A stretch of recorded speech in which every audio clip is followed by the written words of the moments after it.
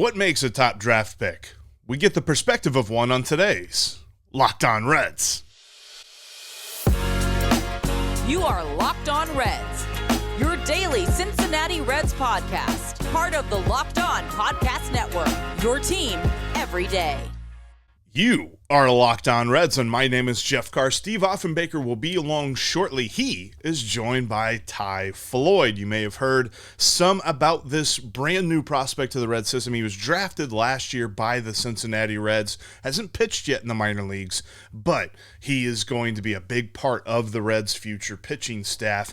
And Steve got the chance to sit down and talk with him. It's a great conversation, kind of talking about his baseball journey, what led to the draft, his draft process, and what he expects for his 2024. We're going to get into all of that on today's Locked On Reds podcast. Thank you so much for joining us. Locked On Reds is, of course, part of the Locked On Podcast Network. We are your team every single day, and Steve and I are lifelong Cincinnati Reds fans. We have been addicted to this team basically for our whole lives, and we've turned that addiction into information for you. Thank you so much for making Locked On Reds part of your day. Locked On Reds is, of course, brought to you today by FanDuel. Make every moment more.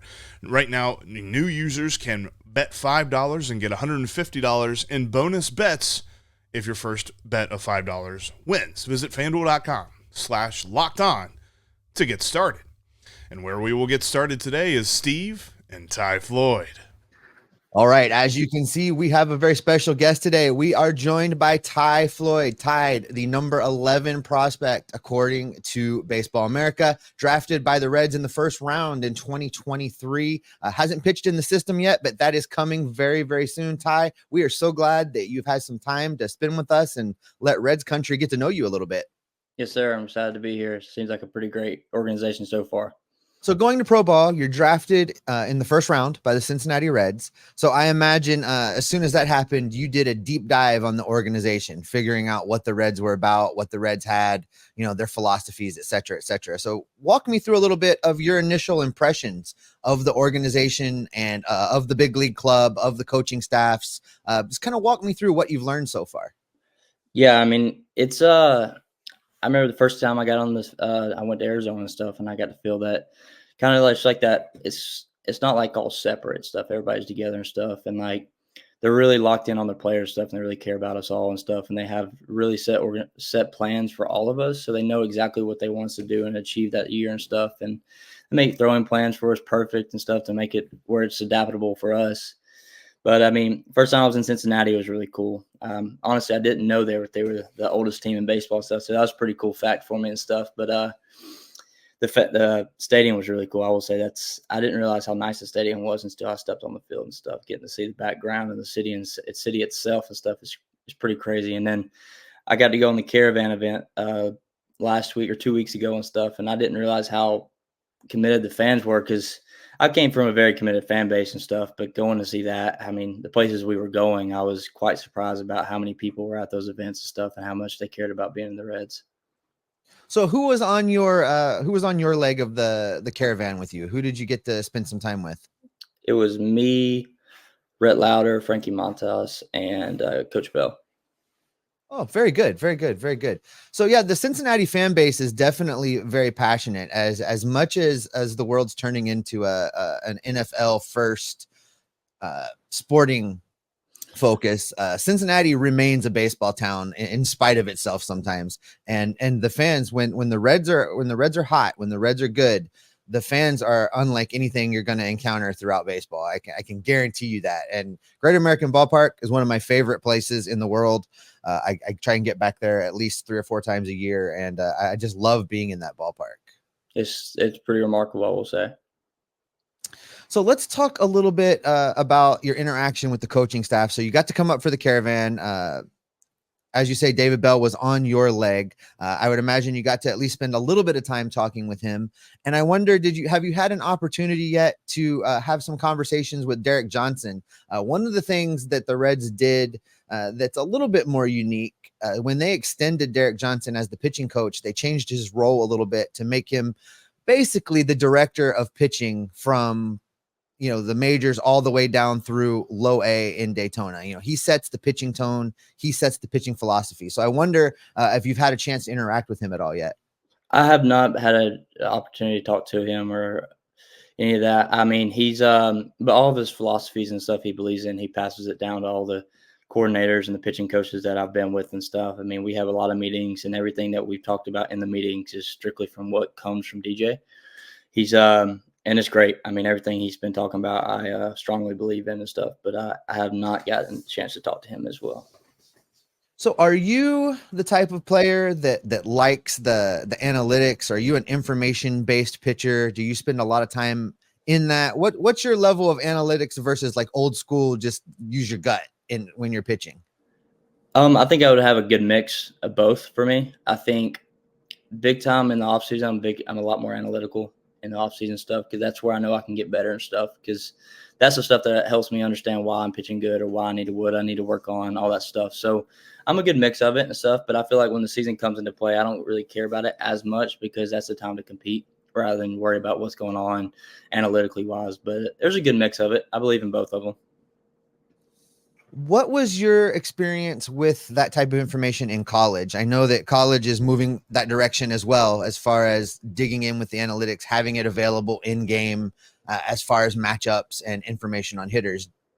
What's that process look like? Will you go back to the dugout during a start and pull a page on a guy, or look something up to figure out what you're going to do in the next at bats? How's that process work for you? Yeah, I mean, being at the school I was at, I had every resource in the world. I mean, my pitching coach was the head pitching coach for the Twins the year before, so I knew everything that they did in the big leagues. He incorporated into our here at LSU and stuff. So going from there and stuff, it's kind of the same thing. I mean, I'm not the person that likes to dwell on hitters, like their tendencies and stuff. I like to. I'm not a big scouting report guy. And that's personally for me. There's a lot of guys that love to have scouting reports and see what they do, but for me, it's my stuff versus your stuff, and I'm going to believe in myself and my stuff compared to your stuff. So my strengths and your strengths, I'm going to bet on myself rather than bet on them. So, but I mean, of course, there's some times where I need to look at it and stuff and see, like, all right, in bigger situations later in the game, what their tendencies are, what they're going to swing at. And also I get to analyze what they did in the bats before. So more likely I'm not going to look at many scouting reports, but I mean, there's times I will look at them. All right, let's talk about your stuff a little bit. If I asked you to describe Ty Floyd, the pitcher, what's that answer look like? I would say, I mean, not only for me, but a majority of people, they'll tell me that I throw a lot of fastballs, which I don't mind. I mean, it's my pitch, what I throw the best and what I have the most success with. But I have a lot of other really good pitches and stuff. I'd say my changeup is probably my better pitch. My better off-speed pitch is the pitch that I've really developed over the past 2 years and stuff. Really get a lot of swing and misses on it and stuff. But of course, I got my slider and I got a curveball as well and stuff, and I'm confident in those as well. But big time fastball guy, we'll say. All right, and that being said, obviously there's going to be a little bit of adjustments that you're going to have to make now entering into the world of professional baseball. The hitters are just going to keep getting better and better and better. Looks like in college, your pitch mix, that fastball, you did throw it a lot, upwards towards 70% of the time. And you're right. You got a lot of swing and misses. You know, that fastball works well for you. If you had to move to one of your breaking pitches more often, slider, curveball, which one do you think is a better pitch? Which one are you more comfortable with? I'd probably say my slider, but I throw both pitches to different. I mean, it's all dependable on what the hitter's like. Mm-hmm. I throw a lot more curveballs to lefties because that's, in a way, that's a more successful pitch, because curveball is more up and down rather than a slider right to left. It's going into their bat path rather than going to a righty. It's going away from their bat path, and a curveball they can see it. So I'm more of a slider guy to a righty and a curveball guy to a lefty and stuff. But if I had to throw to either, I'd probably say a slider. Any chance you're working on adding anything else kind of screwy to the mix, or are you just focusing on those 4 pitches and rolling forward? I mean, I won't ever say never, but I mean, right now, those are the 4 pitches that I'm trying to work on the most. I mean, those are the pitches that I'm going to throw majority of the time. So those are the ones I really want to hone in and get better at and stuff. So those are the 4. Hey, there might be a time where I start to develop a cutter or something maybe here later on if I need to, but those are the 4 main. Still much more to unpack with Ty Floyd coming up here in just a moment. But before we do that, I wanted to let you know about one of today's sponsors, and that is FanDuel. FanDuel's got an amazing offer for new users. Just go to FanDuel.com/lockedon, and your first $5 wager that wins will get you $150 in bonus bets back. As we roll into basketball season now with football season in the rearview mirror, we're talking NBA, we're talking college basketball. FanDuel's the place to go, whether you're talking about money lines, point spreads, total over-under points for the games and things like that. Great props. There's so many different same-game parlays that you can put together with basketball season, and FanDuel is the best place to do it. You can also check out futures bets. We've been talking about this for a while for the Reds, whether you're talking about their division chances. They continue to hover around plus 350 on their odds to win the NL Central, and their over-under continues to be at 82.5 despite the projection systems saying otherwise. Check all of that out at FanDuel. Again, go to FanDuel.com/lockedon. New users, $5 winning bets get you $150 in bonus bets back. FanDuel is an official partner of the NBA, an official sportsbook of Locked On. Thanks as always for making Locked On Reds your first listen every single day. Every day is coming up on the show tomorrow. We've got a lot to unpack with Jonathan India. We weren't able to get to it here today. We wanted to bring you this Ty Floyd interview, but we are going to unpack the Jonathan India 2-year contract because I think it means two different things. And I don't necessarily know that any one of them is incorrect. We're going to have we're going to not have the benefit of time. We're going to have to see how it all unfolds. But we will unpack for you the two big points for the Jonathan India contract on tomorrow's Locked On Reds. So make sure you're in every day or by subscribing and following us on your favorite podcasting platform. Hit that subscribe button on YouTube and click that bell to get notified whenever we've got new content for you. Steve and I will be with you all throughout spring training. Pitchers and catchers report tomorrow. That's right. Baseball season is back, and I'm so happy about that. You're not going to miss it. We're going to be with you every step of the way. And for the rest of the sports world, you should check out Locked On Sports Today because they've got the first ever 24/7 national sports streaming channel on YouTube. Locked On Sports Today brings you all of the local angles, like Steve and myself, on the biggest stories, as well as the national shows that cover every league. Subscribe to Locked On Sports Today on the YouTube app on your phone or on your computer. All right, let's jump back into our conversation with Ty Floyd. All right, let's dive into a little bit about you. We like to have the minor league guys come on, especially when they're getting started in the system, so that, as I said, the Reds fan base can get to know you a little bit. I think there's an advantage then to when you finally get to Cincinnati, people know you a little bit already. So let's dig into you a little bit. Let's talk about your relationship with baseball and how you ended up being a professional baseball player. Let's go way back. Let's talk about when you were a kid. Tell me a little bit about what your baseball experience was like. Were you a travel ball kid? Were you a little league kid? How did that all play out? Yeah, no, I played Little League my whole life. Pretty much until the age of, I'd say, probably 12 to 13. It was something I always enjoyed doing. Luckily for me, I had all my best friends back home that played with me, so that was no reason for me not to play. But I also played travel ball. I probably strictly went into travel ball around 13, 14. I live in a super small town, so I'm a little bit far of a distance from a bunch of travel ball teams, but I ended up driving like an hour every weekend and stuff to go play for those travel ball teams. It was just something that I enjoyed doing, and I met some of my lifelong friends as well playing travel ball. So was it the type of situation where every weekend the entire family would load up in the car and be heading off to baseball games for the weekend? Pretty much. Mom had to get a bigger car because she knew how much stuff I had in the back for baseball, and then my dad would always go. Sometimes my parents had to work because as I got older and stuff, travel ball started coming in toward the middle of the week. So my mom, being an administrator and a teacher and stuff, she luckily had the summers off. So she was always able to take me to the games and stuff until I started driving. And then my dad would switch with her on the weekends, or they both go with me. So it was always a lot of traveling and stuff. So you mentioned being from a small town. You grew up down in Georgia, correct? Yes, sir. Ohio has this version of player of the year in high school sports. And it looks like your junior year, you were named some type of player of the year for your division in baseball, correct? Yes, sir. What was that experience like? Because I imagine that really put you on a lot of radars at that point. Yeah, that year was probably the most fun I've ever had playing baseball. Got to do it with my best friends and stuff. Got to make it all the way to state championship. But I mean, that whole year we just enjoyed.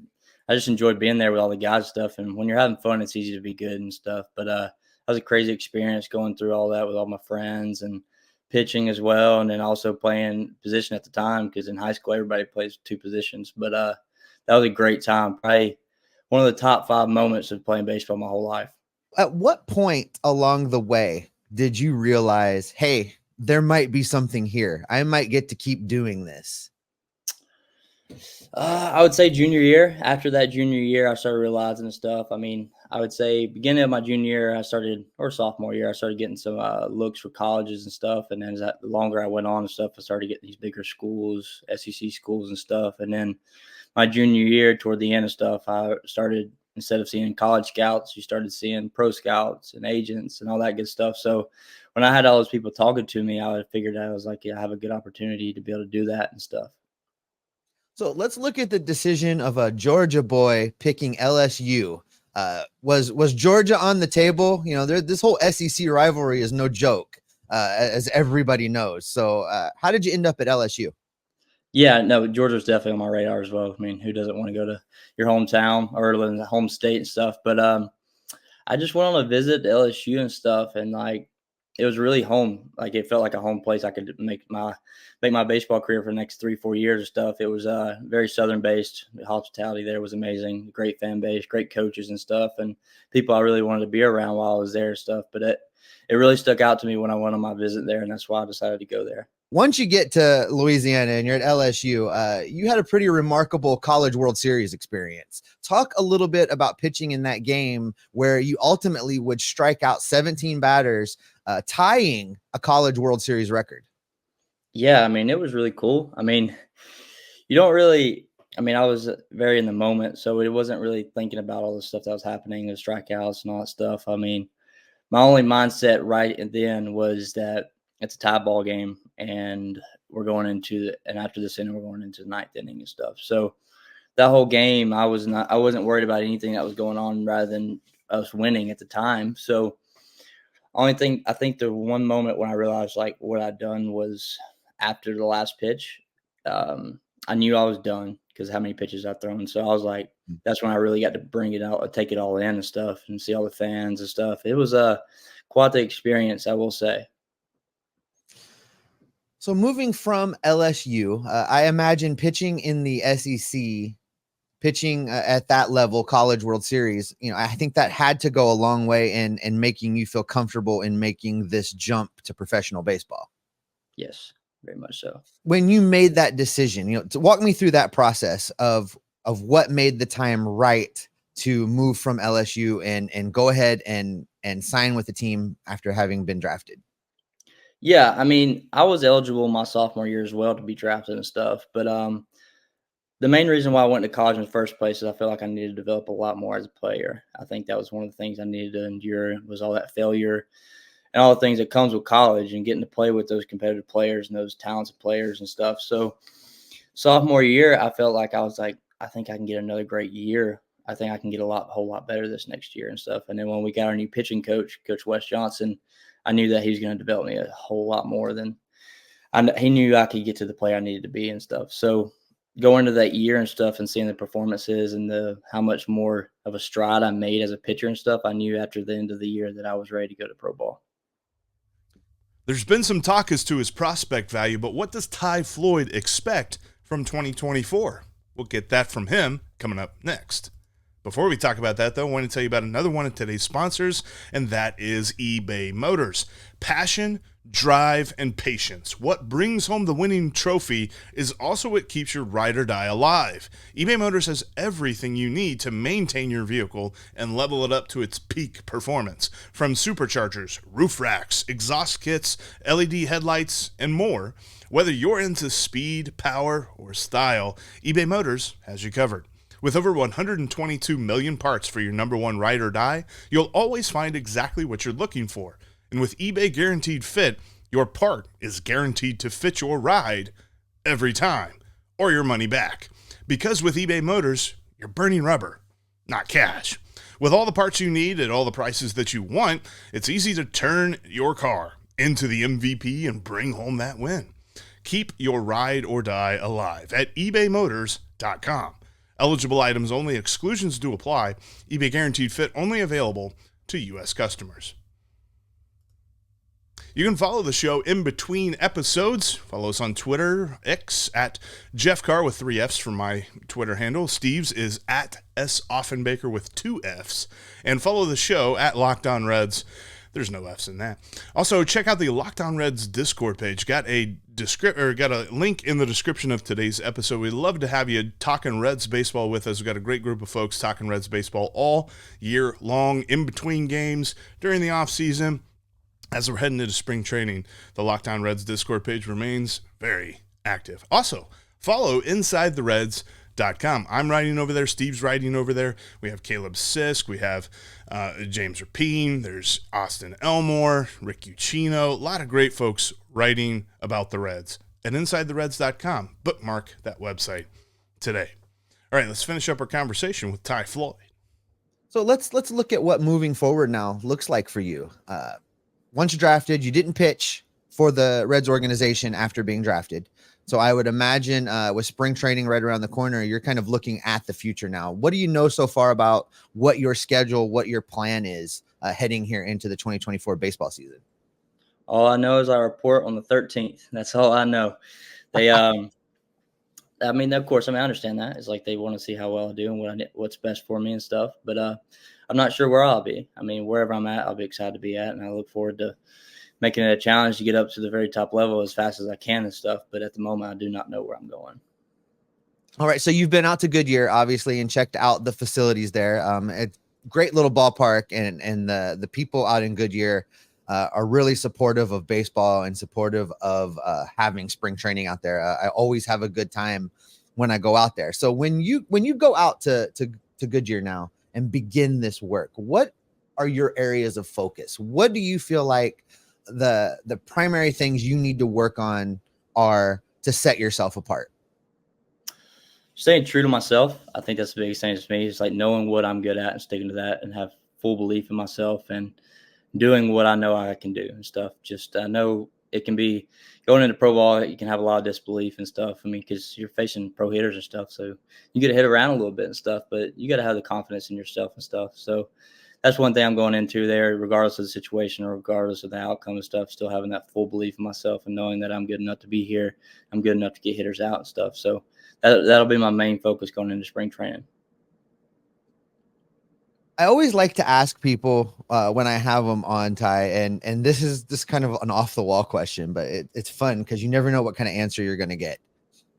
You're going to do a lot of interviews along the way. People are going to ask you a lot of questions, but one that I like to ask people is, what is something that typically doesn't get asked in an interview that you want to talk about? It can be about your family. It can be about a hobby. It can be about baseball. It can be about anything. But this is a great question to kind of get some insight on the things that are important to you in your life, so to speak. How would you answer that question? There's a lot. That's a hard one. I mean, it's hard to say. I mean, I've been talked to many reporters, but I'm never a person that's talking about myself during when people are talking to me and stuff. That's the one thing I avoid. But I mean, I think catchers deserve a little bit more credit than they're given and stuff, because people don't realize how hard it is to be back there and the pitches that they steal. And because, I mean, you looking on the TV and stuff, you can see that, okay, that's a good pitch, it's a strike and stuff. But a lot of times if a catcher's not doing his job, it's not going to be a ball or strike and stuff. So I think the one thing I like to talk about is about the catchers and stuff, because going through college and going through pro ball and stuff, there's a lot of talented catchers and stuff, but they do a lot bigger. Their job's very, very big in the game and stuff, because they're the kind of the people that see over everything that's going on in the field and stuff, and they're directing traffic as much as possible. So I like to talk about the catchers. I mean, there's other things. I mean, of course, the great plays that my position players talk about or all that good stuff, but I don't know if anything specific though, besides the catchers and stuff. All right, well, let's unpack a few of the things you said there. Let's talk about the catchers for a minute, because the catching situation has become more and more and more important, and there's a lot more focus. What do you like to have from your catcher during times let's talk about times where you may be struggling. Do you like to have a catcher that comes out and talks to you and tries to settle you down? Do you call your own pitches versus do you like having a catcher that just kind of calls the game for you? Walk me through your relationship with your catcher. Yeah, I mean, if my catcher knows that he sees I'm struggling and stuff, I don't mind him coming out there, because all that is for me is gives me a second to breathe and also reset and stuff, and just give me a little bit of words of encouragement and stuff. I can usually always snap it in myself and stuff, so that's not a problem. But it's always good to have someone to come out there and just kind of tell them to reset yourself and stuff. But I mean, calling pitches and stuff is different with everybody, because going through the system and stuff, you're going to be having different catchers all the time. So it's hard to say let them all call your pitches, because they don't know you as a pitcher truly until you get to the big leagues if you've been there for a while. So I'll talk to the catcher, of course, before the game and stuff. And I mean, there'll be catchers that catch the majority of the time during the minor leagues is the longer I'm there. But if there's a pitch that I think I should throw and stuff, of course, I'll shake off on it. But I think once I get to know the catcher a little bit more and he understands me more, I'll let him call the game, because he can see the stuff that I can't see sometimes as a hitter, because he is a hitter and I'm a pitcher and stuff. But I'll call my pitch and stuff. It's a good mix. I mean, if I don't like it, I'll shake and stuff, and then if we disagree about it in the next inning stuff, we'll come and talk about it in the dugout and stuff. What was your process like in college? Did you and your catcher sit down before the game and develop a game plan, so to speak, of what it was you were going to try and do that day? Or was it just more of making sure you were on the same page about what pitches were working better than others, and then just wait for the moment to present itself? Yeah, just waiting to see what pitches were working the best, because of course you can go into the day knowing, hey, I'm going to throw this a lot of stuff, but there's times where you go warm up and you might not have it that day. So that's the days you got to start figuring out what's working for you and stuff and managing that. So that was the thing for me, is that kind of stuff, just talking to each other, just after my catch play and stuff, and see what I'm throwing well. All right, we'll get out of here in just a second. I do want to ask you before we go, what other things do you like to do besides baseball? What are off-season activities like for you? What does your world away from the sport look like? I'm a very outdoors person. I mean, I love hunting and fishing and stuff. I mean, that's one of the things I grew up on and stuff. Besides playing baseball, I've always enjoyed doing that kind of stuff. I mean, I travel a little bit. Here and there, I'll go back to Louisiana, or I go to Arkansas or something like that to go hunting a little bit, or Texas stuff, deer hunt and stuff. But also I like to play guitar. I kind of grew up on that. I mean, that's one of the things my granddad taught me as a kid and stuff. So I've played that my whole life pretty much. And just being outside, just getting to see the family and stuff, enjoying those times with the family while I'm here and stuff, because not here very much after I leave. So, but just mainly as an outdoor person. So guitar, should we be expecting the Ty Floyd greatest hits album to drop, or live from Goodyear? We got something coming. We got something. Oh no, that's maybe for my roommates, but I know I'm pretty good, but I'm not that anything special like some of those other players could be. Former Reds pitcher Bronson Arroyo. I don't know if you know him or not, but he's a musician as well, and he's been on this show several times, and he's putting out music, and he plays gigs in Cincinnati. And so, you never know. Maybe there will be a collaboration somewhere. Maybe along the way. Maybe one day we'll have to play together. All right, listen, Ty, I really appreciate you taking the time to be here and letting the Reds fan base get to know you a little bit. I am sure that we're going to be hearing lots from you. We're going to be following you along the way, and definitely as you're moving through the system, we'll check in again and have you back and discuss how things are progressing. All right. Yes, sir. I appreciate it. Thank y'all for having me. The journey of a prospect is such an interesting one, and I always appreciate the opportunity that we get to talk with different prospects. I was kind of bummed I wasn't able to join this one with Steve, but it's great to get their perspective and see exactly what their journey has been like, especially as you go through the draft. The MLB draft is so unique. It's far different from the NBA or the NFL draft. I don't think there's as much pomp and circumstance around it, but this is what these guys have worked for their entire lives. And it's really fun to see how that culminates to them, and they go to an organization like the Reds, and hopefully Ty Floyd can really develop. There's a lot of hype surrounding what he could turn into. He's already rated, as Steve said earlier in the show, he's rated by Baseball America as the number 11 prospect in the Reds system right now, and he hasn't thrown a pitch yet. So how does that change? Does he have a meteoric rise like Graham Ashcraft, or is it a little bit more of a slow build, but we still see him in a couple of years?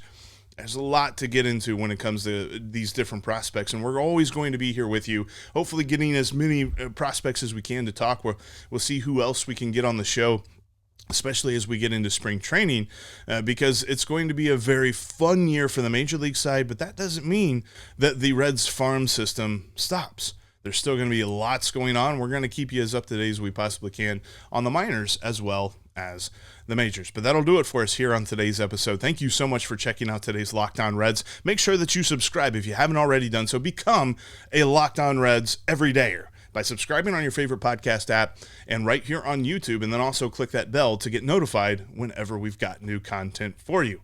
But until then, you can trust. I almost forgot. Tomorrow, everydayers, by the way, we are going to unpack the two main points of the Jonathan India contract extension that really have me befuddled, and I'm sure that Steve also has plenty to say about these as well.